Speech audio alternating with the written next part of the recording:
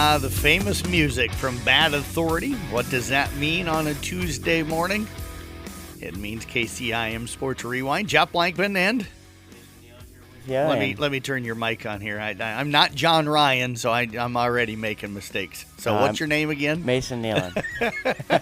I didn't have your mic on, so I'm not. I thought I had kicked it on early on, but I had not. It is Tuesday morning. We'll have Casey Miners hopefully in with us next week to round out the staff. You won't be here, though. What's that? You won't be That's here. right. So it'll be just you and KC next week. You guys are just leaving me to fend for Are myself. you good if Casey and I are both gone next Tuesday? God, I'll have to fend for myself here.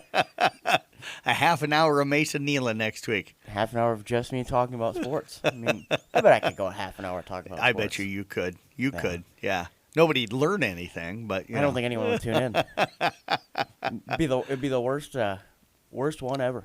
Just me. No, it would be fine. I tell you what, I've had to cover a few of them where it was just me, and it's not easy to sit in here and just yap to yourself for 30 straight minutes about things. But, it's been fun so far here. We're almost through the first half, and I guess I wouldn't call it quite the first half of the season, but close to the first half. We got the holiday break coming up. Last games will be played, next Monday night. I think we've got 2 games, OABCIG at the ESAC girls and boys, and then, of course, the Kemper and Carroll boys game that had gotten moved back a little bit with Kemper making the state football playoffs. But for you, Mason, what has stood out for you so far this season? Doesn't matter, basketball, bowling, swimming, volleyball, wrestling. We've got so many different sports going on right now. What stood out for you? Well, I mean, when I go to games, you look at all the teams that we got going on. There's good numbers for certain teams, and a lot of people out for different sports here, so it's good to see that. A lot of smiling faces and everything. But so a lot of teams are having some good success throughout the start of this season. I mean, you look at the way that the Coon boys are playing, and Yep. the Exira girls are playing well for basketball here. You got Kemper playing well. For girls, you got Coon Rapids is starting to come back on here. Glidden Ralston's played well. Carroll's playing well early in the season here. But, I mean, you look at all of that, there's just a lot of good teams around this area right now. And I know you and Casey Miners both impressed with that young Glidden group that you saw last week. Yeah, I mean, they were phenomenal. I look at Chloe Peters, and she's a great ball handler, can shoot the ball really well. The rest of the girls kind of do their role as well. I know Jenna Super, Bryn Renzi, those girls did a nice job against Coon Rapids Baird, and I think that they got a great future because when I look at them, they remind me the same way that Caitlin McAllister had told me. They remind me a lot of those seniors that Coon Rapids Baird has right now, that they're going to be a good group of girls that plays for all 4 years. Yeah, and lucky for them, you got Olivia Squibb, that's a sophomore. Cassidy Wink, of course, the senior on that group, but you've Allison Snyder, just a junior, so that team could be loaded as early as next season, maybe. Yeah, they may be able to make a run there, but, I mean, for basketball and softball, they sure are looking pretty good. Yeah, absolutely. You mentioned some of the other teams. What stood out for you about Coon Rapids Baird? We'll start with the boys. I think it comes down to one name for kind of the start of it, and that's Cal Hayden. I mean, breaking the points record all-time for a career, breaking the rebounds record for all-time in a career, averaging 26 or 27 points a game, and kind of doing that whole thing down there. But I think in other ways, you look, you get Caden Oswald back off injury there, and he's coming into the starting lineup. Bryce Lewis is starting to come into his own there. Ty Hayden coming into his own, and Gavin Heiderscheit coming back from having a year off, and he's a guy that can give you a 20 and 10 on any given night, and he's a great defender, can stretch the floor as well. So, I mean, you got that kind of core group of people that you had from last season. You throw Gavin in there as well, and Jace Baker seeing more minutes this year, too, has been huge for them. He doesn't stat stuff, but he does so many little things that maybe don't always show up in the stats. Yeah, he hustles a lot, gets some boards, gets some steals in there as well, play some good defense on some of the guards that they'll face. But I think we'll truly kind of see how they are coming up on Friday. And boy, what an addition Gavin Heiderscheit has been for them this year. Not to say anything bad, but if he'd have been there last year, I think they were at Wells Fargo. I think they've got a real good shot. It's not going to be easy. They're going to be tested this Friday. I know you're excited. We still got to get through Tuesday and Thursday sporting events, but number 3 Woodbine, number 4 Coon Rapids Baird, if I remember the rankings correctly. Yeah. Two outstanding basketball teams that I think both deserve to be down at Hilton this year as the state tournament going to be moving up to Ames. Yeah, that'll be a fun one to see on Friday. It's on Coon's home floor, so they'll have a little bit of an edge there, but I mean, it'll have to be a good game because when you look at 3 and 4, somebody's got to come out on top, and they're both Rolling Valley Conference opponents there, so it'll be big implications for that, and yeah, it'll be a fun one for sure. For Cal Hayden, humble, I mean, he wanted the records. We aren't going to say that he didn't. He wanted to be the all-time scoring leader. He wanted to be the all-time rebounding leader because he put in the work to get to those kind of numbers. But here's a guy that I don't think night in and night out goes, oh, I want to go score 25, or I'm worried about scoring 25, or I'm worried about pulling down 13 rebounds. He just plays the game, and then as those numbers come, they come. But he's willing to share the ball. He works hard on the defensive end, and he's been a great leader for that group. Yeah, I solely feel if Cal would only score 10 there, but the rest of his teammates got 20 and they won the game, I don't think he would bat an eye. I think he'd walk off the court the same way if he scored 40 or if he scored 10. Absolutely, and those are the kind of leaders that you need. We'll move to Kemper. You and I were both up at Iowa Central Saturday night for their Hardwood Classic matchup against Clear Lake.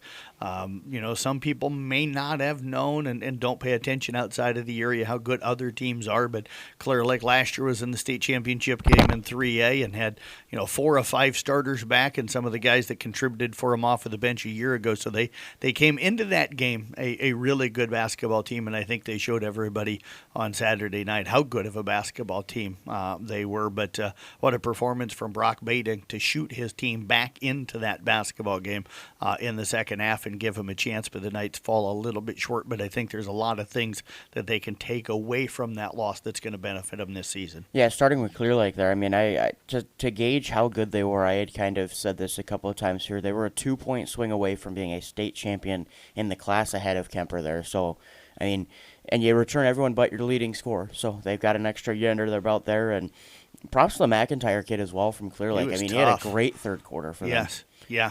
Yeah, he was on fire there, but then the fourth quarter happened, and, I mean, it was just possession after possession, Brock bringing the ball down, and then ran him off a couple of screens, would chuck up a three from 30 feet deep. And do you even want to say it, chuck up, the way he was knocking them in? Do you want to say chuck up? Yeah, because it was shots that no other person on that floor would have made at that time. Because, I mean, he's going out there from 30, 35 feet and putting it up there, falling away as well in front of a defender, and it's still falling. And it's not like a bank roll around the rim. It's a complete swish through the net. And I'm sitting there on the broadcast like I don't know how to put into words how good of a shooting night he's having right now. But, I mean, there's not many guys that can shoot you back from that deficit. But down 3 there, you missed a couple of shots, and kind of that heat went away, and Knights really didn't have anything after that. Yeah.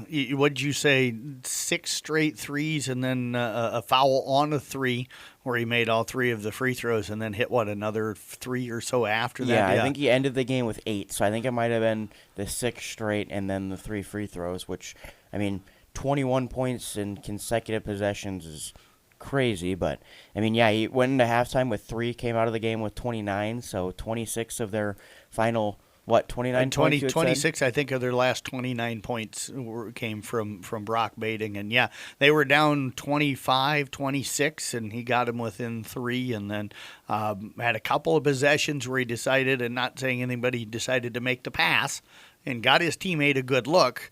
They just couldn't get the shots to fall, and then I think he had 1 or 2 there late after making a steal where he missed a 3 and stuff where they were down 5 or 6 at that point. But, credit Clear Lake, did a great job of, getting into the lane early in the game and I think taking advantage of the pressure that Kemper was trying to put on the edges and just used that to be able to get some dribble penetration. They pounded the ball inside early, did a really good job of rebounding. They went away from that, I thought, when Brock got hot. I thought Clear Lake for a little while tried to match him 3 for 3, and that wasn't working for him. A good timeout by their coach to settle them back in. They started getting the ball back inside again and were able to stretch that lead late. But, Kemper did give themselves a chance. But that's going to be a loss they're going to have to grow from.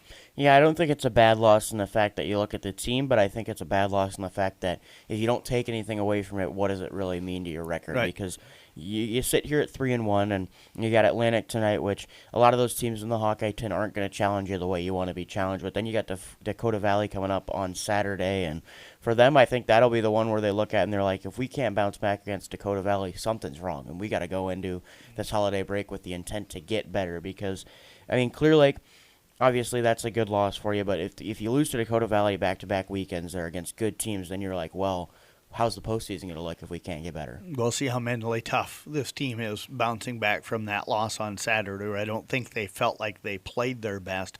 At the same time, I said to you on the way home, if Brock doesn't go off in the fourth quarter and do a Steph Curry or a Caitlin Clark type of performance, they may lose that game by 25 or 30 points because that's the direction that game was headed until Brock kind of took over on both ends of the floor. You mentioned the Exire-Oakland-Kimballton girls earlier. They continue to play good basketball. That's a good Coon Rapids Bayard team that they beat last week, even though they're not in the rankings anymore. They started the season ranked.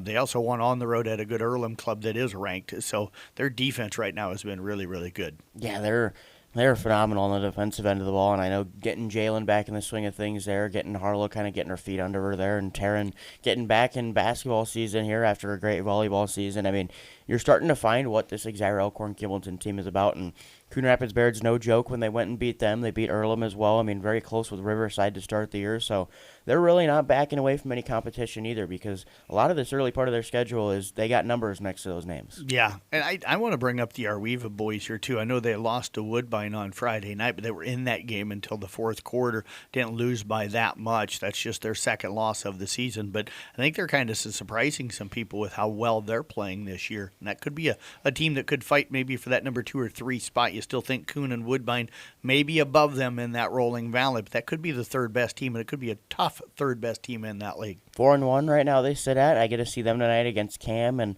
I think it's also a part of that is that they don't have a traditional number one. I know Wyatt Regaler goes out there and gives you 20 some nights, but when I look at the stat sheet sometimes, there's other guys that are really putting in 10-10 or 10-5, and some nights they're putting in 15, and Wyatt's got 15, so it's not really just Wyatt out there playing for him, and it surprises me because Wyatt's a great athlete out there, so you would wonder maybe he's the one that wants to have the ball, but Wyatt's doing a nice job of getting other guys involved as well, and they're really doing some good things on the offensive end. Yeah, absolutely. It's going to be fun to get a chance to see them a little later this season, and it's always fun to talk with head coach Matt Wilkin. He loves to kind of banter a little bit, which is kind of fun as well. Any other teams standing out to you with what you've seen here so far this year in basketball? Audubon boys. I mean, Audubon boys. I had Good seen them at bring the up. start of the Yes. year, and they had pushed Coon to kind of the brink of that end of that game, and I sat there to myself, and I'm like, they're 0-1.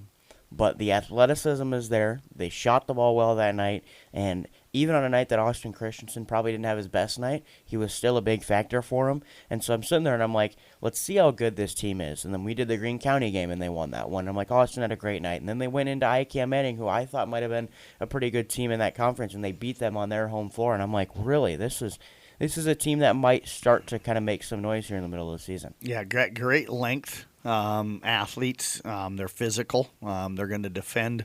They've got some guys that can shoot the ball this year, and Brody Schultes in one of those, and Carson Wessel, and Jorgen Nowatzki. And then you throw in Brody Weber and Sully McLean along with Austin Christensen down in the post. And I think they're going to give a lot of teams some trouble. They started 0-3, but you look at that schedule: Coon Rapids, Bayard, Underwood, and Trainer. And that's a murderer's row for a lot of teams to start a season. So watch out for the Wheeler girls as this year is going on. Let's talk a little wrestling on the boys' side of things. Carson Webker, as we anticipated, off to a great start, ranked number 1. He's finally getting down to about 106. Quentin Polking also wrestling extremely well. I know it's hard sometimes when we're typing up the wrestling stuff, but what are some other of the wrestling names that have jumped off to you so far this year? Well, I think those are kind of the two in boys there, but when you look at the girls' side of things, I mean, Emma Daniels, Macy Rasmussen, girls like that are just really having a phenomenal season. There's some other girls you can sprinkle in there that will give you some good matches each night there, but I think kind of when you focus on the ones that are really going to make a push late in the season, I look at Emma and Macy as having a chance to win a state title for both Audubon and Carroll there, and for the boys' end of it, I saw Carson kind of making his way back down to 106 because I saw that he was ranked in 113 right now because that's kind of where he's at, but you know he'll get down there. I mean, being the number 1 guy in 106, you're not going to leave him at 113. Right, no. And then another name I want to throw out, she was our all-area athlete of the week last week and stuff. Emery Kramer has been wrestling really, really well for South Central Calhoun. Mia Heffley wrestling well. Also wanted to bring up Courtney King. You and I were down at the Audubon tournament, and I know we didn't get a chance to talk about this last week, but Courtney King, misses pretty much 2 straight years with surgery. She's got a metal bar that runs through the back, through her back because of the surgeries and stuff that she has had. You and I got to see the raw emotion from her when she picked up that win. This last week down at the Audubon Invite, she went out there in that first match and was able. She got taken down at one point. Looked like she was in a little bit of trouble, fought her way out of it, and then ended up getting that win. And just to see how excited she was to be back on the mat, not just to win, but to be back out on the mat was kind of fun. Yeah, and that was truly just kind of passion right there for the sport. I mean, you don't see it too often nowadays where a kid goes out there and has kind of that comeback to the sport that they love, and the showing just the passion there. That was incredible to see kind of firsthand right there. Yeah, absolutely. Emma Grossman also wrestling really well for the Carroll girls. On the boys' side of things, we've got 2 teams that are kind of tearing things up a little bit right now. The Coon Rapids Bears boys, and I think you talked to Tim Patrick, their head coach, yesterday. They were down in some numbers on their weekend tournament, had some guys out and stuff, but that's been a team that's been wrestling really, really well here to start the season. Trainer Coach, one of those guys, Jackson Reich, Ethan Bauer have all been really good for them. And then South Central Calhoun, we mentioned Carson Webker. He's not the only guy. That's a good ball club, too, as well. Yeah, and when you talk about Coon there, I mean, I looked at the 2 meets that they had within the last week, and I asked Coach, I mean, you guys were in second in that invitational. Do you think you had to push for first if you had your full roster? And he goes, I think that we're a team that's going to be good coming down the stretch with a full roster because they have that full weight class there, and he just says that they had a little bit of the flu going through there and not having guys in the roster there. They had 7 for the first one, 8 for the next one. But he says down the stretch they have a chance to maybe contend and push a couple of teams there in these duels and in these invitationals as well. Yeah, they're going to be really, really good as the year goes on. We'll swing over to boys swimming here real quick. Legan Cease, we want to congratulate him. He's made his college decision. We're going to set up an interview with him next week and over the holiday break. I think, if I remember correctly, you're going to have about, 5 or 6 interviews next week, as I'm going to be out on vacation. But we've got about 5 or 6 kids that have kind of announced here recently where their college choices are, and you're going to be catching up with them next week and throwing those out on the College Corner on the website at sports.1380kcim.com. Yeah, it gives me a little bit to do between the break, and we're not interviewing coaches and not doing much with sports, so I get to interview some of the kids, and it's always great to know that some kids are going to different places because it makes us know that we have good athletes in this area when you have different kids going to different spots. Yeah, absolutely. And you mentioned we won't be interviewing the coaches with just a couple of games on Monday. I know there's some games this week that we won't get a chance to talk to some of those coaches about, but with no school next week and for the following week, we kind of want to let the coaches have a little bit of time. So we'll restart up our coaches interviews and stuff that first full week in January. So January the 6th or whatever I think that date is. So after this Friday, we'll have the coaches show Saturday morning here, the Pizza Ranch coaches show, but we won't have a coaches show for a couple of weeks, and then we won't have our weekly interviews that we do with all of the coaches for a couple of weeks as well. So good thing that you brought that up.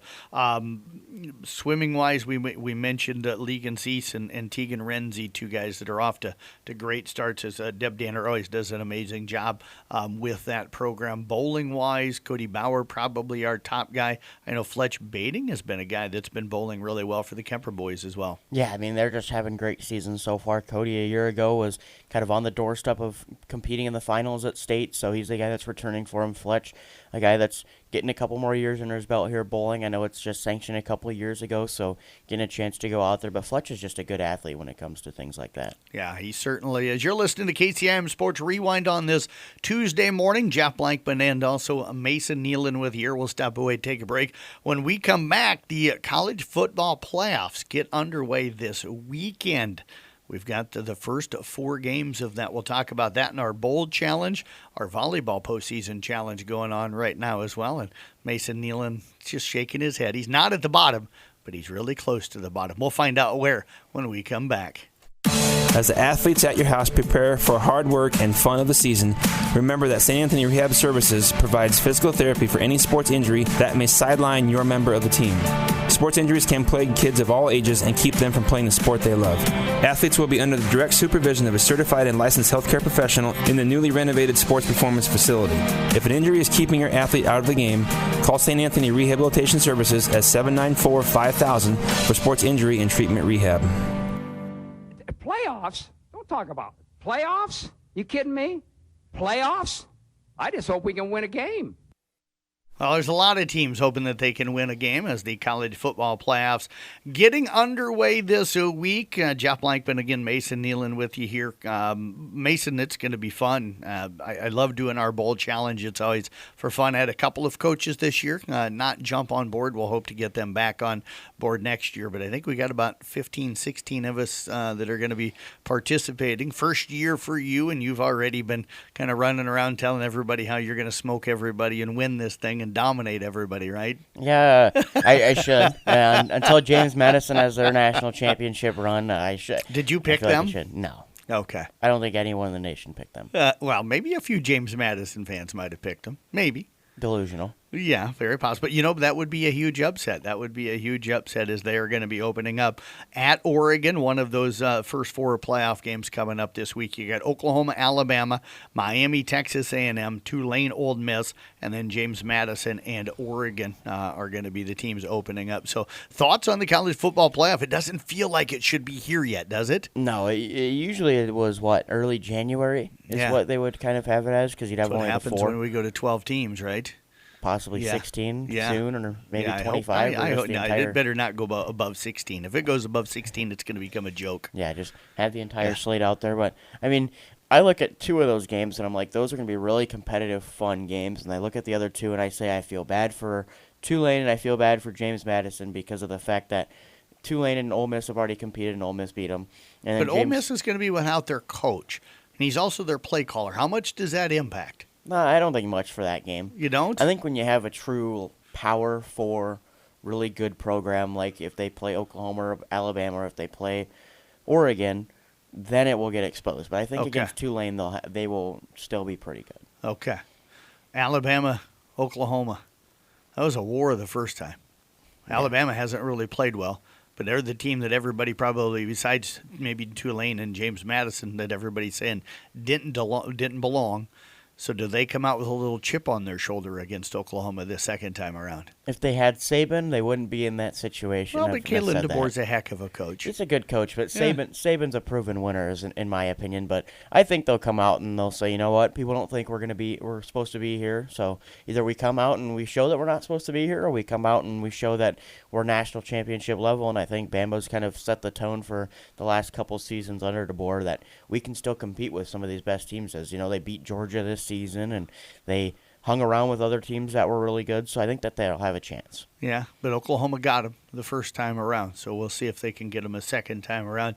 The one I'm interested in all of them, but that Texas A&M Miami game. Texas A&M just the one loss, and that came at the end of the year. Everybody kind of is writing them off and taking them to lose for a second time. Miami had that little stretch in the middle of the season where they weren't playing real well, but they look like they've righted the ship. I think that could be an interesting one. I was just reading an article this morning on The Athletic that these are two of the four highest spending teams, not just NIL, that kind of stuff, but two of the four highest spending teams in college football with how much money they dump into their football program. So it's amazing. It's a combined well over $200 million that these two programs spend combined on their football program. Yeah, I'm not surprised by that. A year. I'm not surprised by that. When you look at those two schools and you look at the sports that they offer and the sports that they play, if you were to ask somebody what sport is A&M and Miami most known for, they're going to say football. I mean, they're two football schools, and so I'm not surprised by that fact. No, but that's a lot of money. I thought it was interesting in that Athletic article, if you take Tulane and James Madison out of it, 11 of the 12 highest spending teams are the teams that are in the playoffs this year. 11 of the 12. The only one that didn't make it, sorry, Mr. Miners, but your Texas Longhorns are the only high spending team that didn't get into the playoffs. Yeah, and I think that just means that Kirk's got to go out and get some more money somewhere so that we can make it to the playoffs if you're a Hawks fan. But no, I mean, you look at those and are you going to start donating? I'll donate $5 and we can I can help out any way I can. But when you look at that, I mean, is that kind of the direction we're going though? I mean, that's kind of the thing that everyone thought with NIL. If you spend a lot, you're going to win a lot. So is that kind of the direction that the playoff is going? Is that if you spend $200 million a year, you almost have an automatic bid for a lot of these playoff teams? But I don't want that to be the direction because I don't think that college football is about the money. It should be about the kids developing to go to the next level. They need to do a better job of following the NFL's model and not Major League Baseball, where if you spend a lot of money, you're always going to win. Because the discrepancy on what all these schools can spend, the amount of money that a Texas and Alabama and Ole Miss can spend and LSU compared to the amount of money that an Iowa State and Nebraska can spend is dramatically different.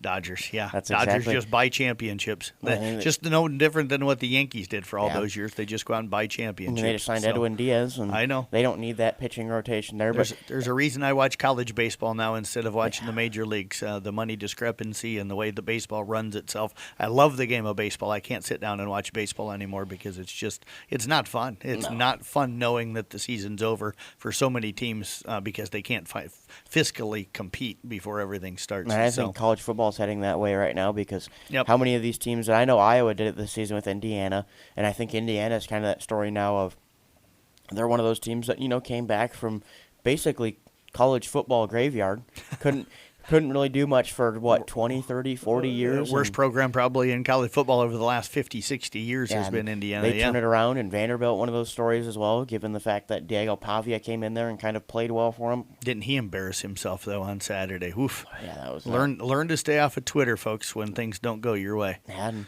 it's the old John or Ryan. Instagram, whatever he did. I don't even know. Yeah. It's the old John Ryan quote about Lane Kiffin burnt the bridge while he was still standing on it. Yep, I mean, absolutely.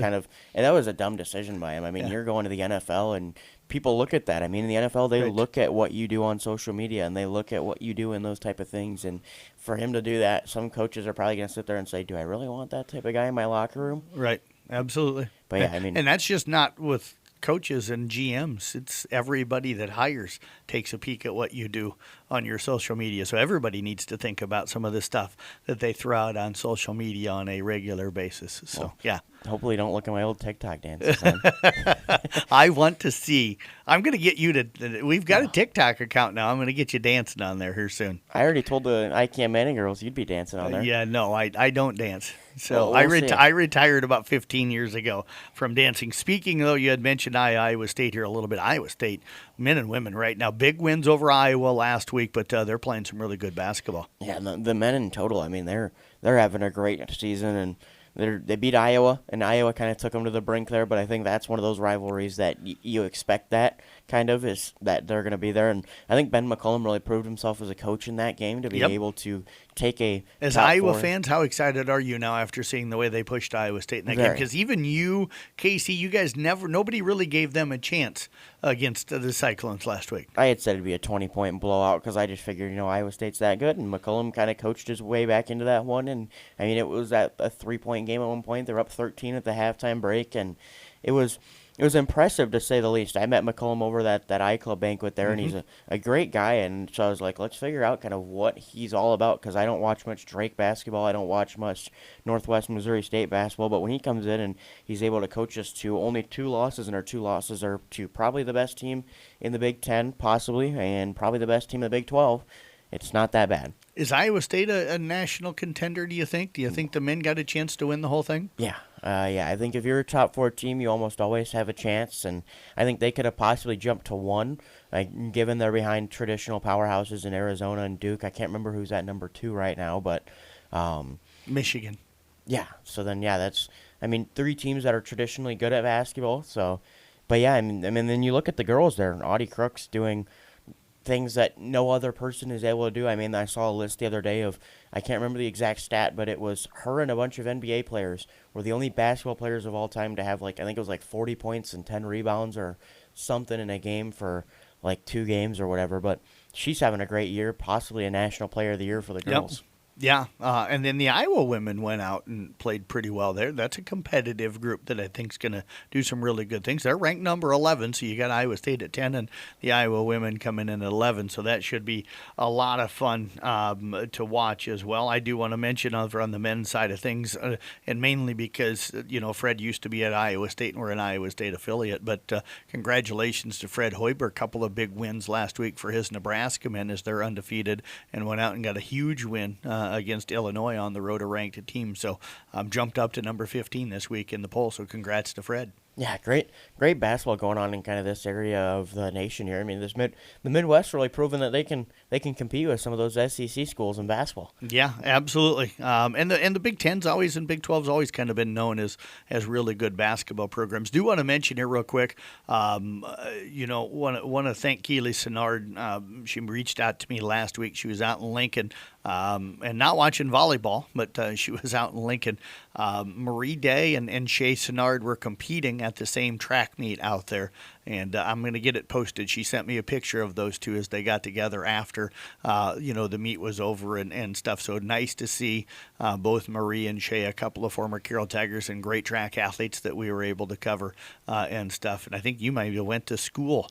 Were you in Shay's class? 1 year younger. 1 year younger. But, so just fun to see them two getting to compete still and having great careers. So. Yeah, and it's great to see that. I think they might have been on the same team for a couple of years with different events there. But Marie is state champion in track here in Iowa. I don't know. Shay was a state champion and also a Drake champion. She was. And she won the Drake long jump. Yeah. So I was thinking she was there, but I'm like, I don't want to say it if it wasn't. It wasn't. But Yep. I mean, 2 state champions going on to run. And you're probably happy that it happened in Lincoln. So yeah.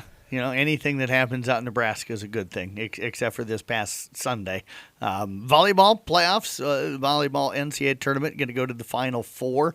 A couple of, upsets. Nebraska falling on Sunday to Texas A&M. I think shocked the world because they'd been undefeated and had dominated everybody all season. And give all the credit to Texas A&M. But I think anybody that pays a lot of attention to volleyball, there were some things that happened in Nebraska that week and that day going into that game that may have impacted how well they were able to play that day. But no excuses. A&M just went out and played the way they needed to play to pick up a win in a hostile environment and stuff. And then Wisconsin, the 3 seed, got healthy here at the end of the year, about 2 weeks before the end of the season. They upended the other number 1 in Texas. So you're going to have Kentucky, Pitt, Texas A&M, and Wisconsin coming up in the Final Four this weekend. So it should be fun. Yeah, it's kind of a big what if there for Nebraska, though.